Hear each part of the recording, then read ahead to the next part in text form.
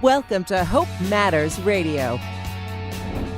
Paul, when there's an objection by the person looking to list their home, what's one of the first things that you would suggest after you've presented all of your information from the real estate perspective? What would you do to justify? I mean, if we're dealing with a really unique property that's difficult to compare, we'll pull in a professional appraiser to really weigh in on that. Right up front. Right. Yeah. We have sales comparison approach, which is very similar to your approach, I think, in value. And in most cases, if you're dealing with a property that has some commonality with other homes in the same given community, it's pretty easy to find a comparison. But every now and then you find a real unique property. I mean, Justin, you could probably speak better to this. You get into something that's more in a rural area, it's a very unique property.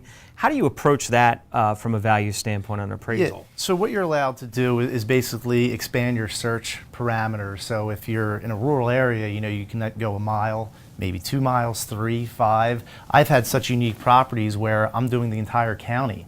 If we're talking about a 10,000 square foot farmhouse on 20 acres, there may only have been a certain amount of those homes ever built, let alone that have sold in the last few Or even years. still in existence. Exactly. So the sales comparison approach is the most important approach for residential, and you can find at least one good comp, and you can put your weight on that comp and then find others to support the value around that.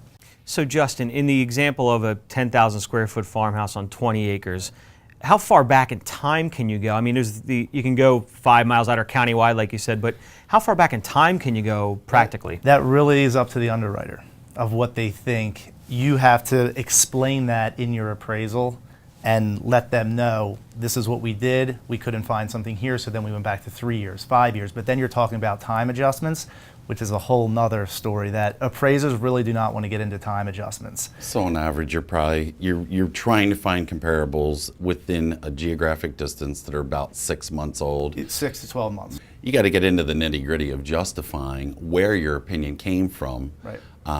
I try to explain to my clients to positively reinforce what their real estate agent is sharing with them. We're not just listing that house and selling it one time to whoever's willing to buy it. We're truly selling it 3 times, at least. Yeah.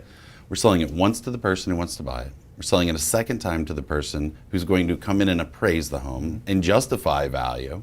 And we're selling it to the underwriter. The underwriter has to read that appraisal and get the story, get how that value was determined or where that opinion was formulated from in order to justify and limit the bank's risk. Exactly. And what people don't understand is that, the appraiser comes out to the house, they see the appraiser, let's say it doesn't come into value, well, they don't see behind the scenes what really goes on from the underwriter's perspective and what we see as far as flack coming back from the underwriter if you don't prepare a solid report with all the pertinent information that's needed.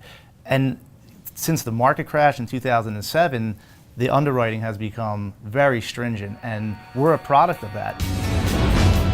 Hope Matters Radio is brought to you by the Real Estate Radio Network. Visit hopemattersradio.com for more information. That's hopemattersradio.com.